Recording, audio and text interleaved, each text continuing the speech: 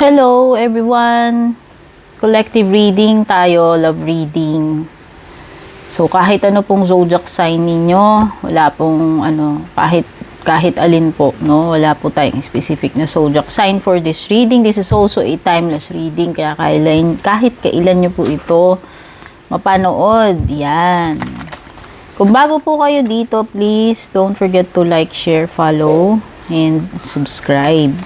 Personal reading services, hindi po ako mauunang mag-PM sa inyo. Kapag may mga ganun po, alam nyo na yun, fake po yun, yung mga impostor.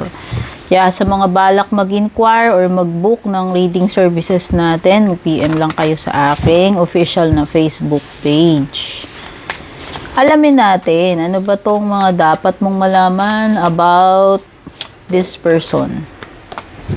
Ito, yung person mo. Kung sino man itong person na iniisip mo ngayon.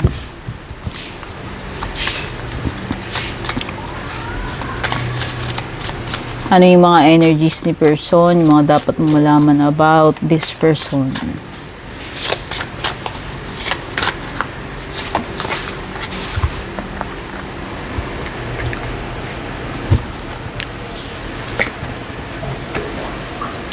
Okay. So, parang may may sinasabi to person mo na mas gugustuhin na lang niya or mas ginusto na lang niya na iba na lang yung naging outcome ng connection ninyo. Kasi feeling niya, hindi kayo talaga para sa isa't isa. Ayan. We are not suited for each other. So, feeling niya hindi kayo swak. Hindi kayo bagay sa isa't isa. Yun yung nafe-feel ni person.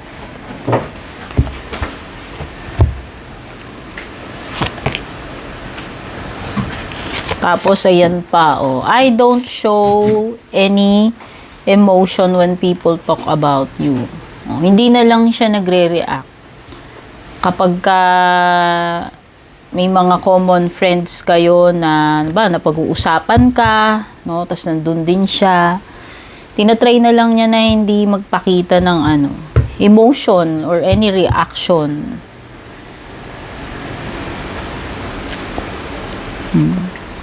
Baka ina-avoid niya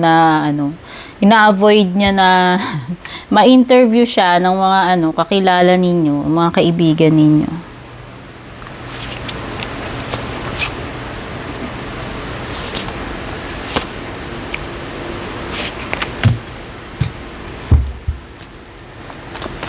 Tingnan pa natin.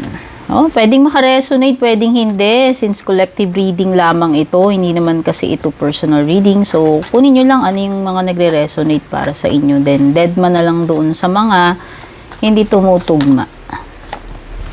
Kung nagre-resonate sa'yo, pwedeng para sa'yo talaga. Okay?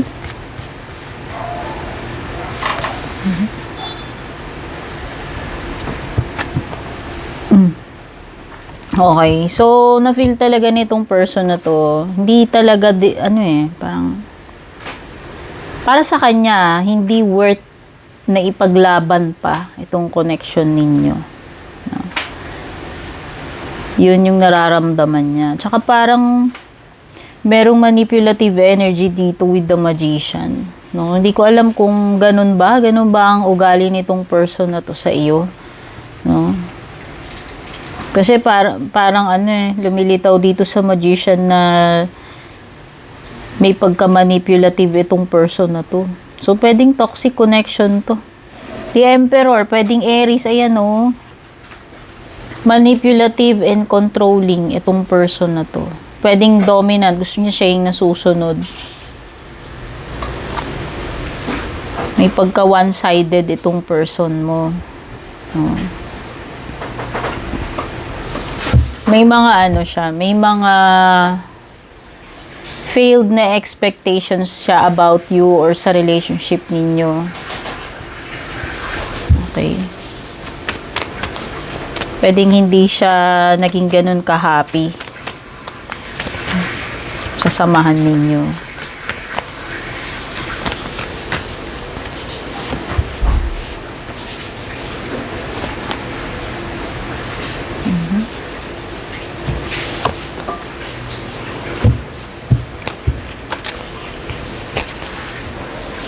Okay, tsaka feeling niya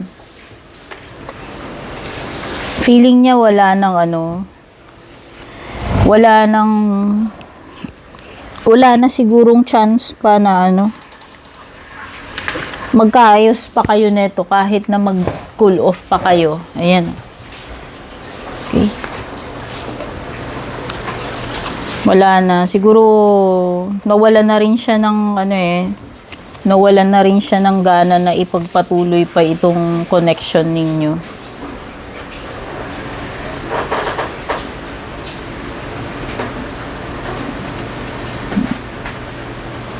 Parang na-makeup niya ni isip niya ito dito sa dalawang cards natin.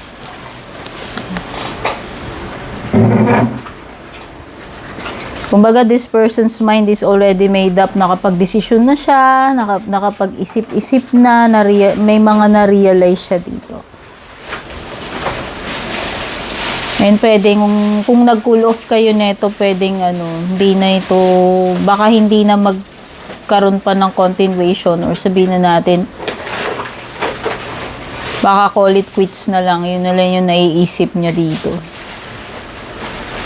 O, diba? This person is too ma-pride. Too ma-pride and too arrogant.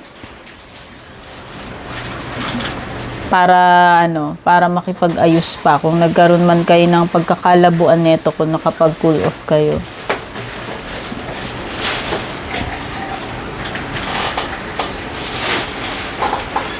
Okay, parang, one-sided nga. May pagka-selfish siya. Dominante, controlling, manipulative, no? Tsaka may pagka ma-pride and arrogant na ugali. Okay? Pwedeng Aries.